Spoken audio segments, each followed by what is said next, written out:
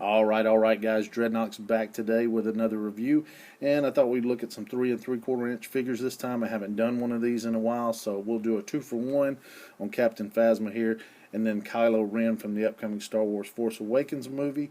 Some very nice artwork here on the front of the package. So let's crack these things open and take a quick look. And here they are out of the package and looking pretty good, for kids' toys, and that's what these are, limited articulation, meant for kids, not adult collectors. Both come with a set of instructions, you can see here, and come with a piece of the build-a-weapon. You have to have Luke to get the third piece, which I don't have, and I'm not sure what these things are supposed to build, but this one goes in like this, like so, and then there's another piece that goes on the bottom, so, looking kind of mean. That's pretty cool. But throwing that to the side, other than that, they come with the 2 accessories, the blaster rifle here, and then the sword over here. So we'll get a closer look at each one. And looking at Kylo Ren here, looks like he got a pretty good sculpt overall. I'm liking the head sculpt. They did a lot of detail in the mask, which looks good. I like that. Some great texture and wrinkles in the hood part. Looks good on the back. I like this individual piece here. It's made out of a softer plastic. And they did some great job sculpting that. I like that texture in there. The tears and stuff. Looks good.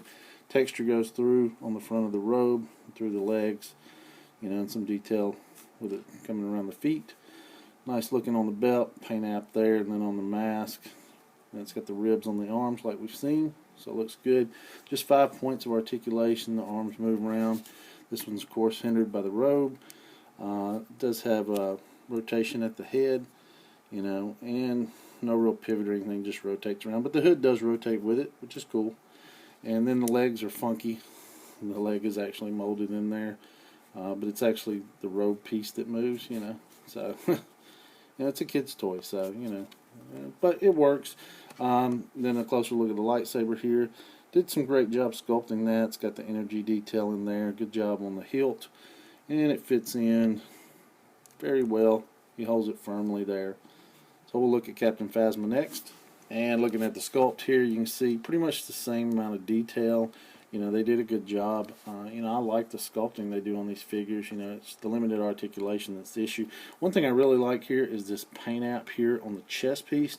I don't know if you can tell, but this is very metallic silver. I really like it. It looks awesome. Too bad they didn't use it on the rest of the figure. It's just a gray plastic the rest of the way through. But that's good and that's nice. As far as articulation, same thing as the other one. 5 points, arm rotates around. This arm rotates. It's hindered by this cape or whatever. And you can see some nice detail in here, like the red stripe. Looks like some patches in here. I guess it got blasted and she had to sew it up. I don't know. But and it may be removable, but, works good. And then at the legs, same thing, up and down.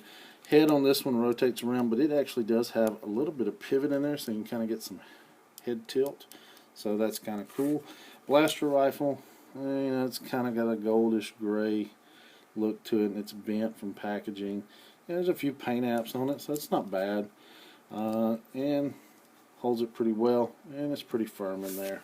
And here they are compared to the other First Order troopers I had already purchased, with the Stormtrooper there on the left and Flame Trooper I had previously reviewed, and I think they scale well together.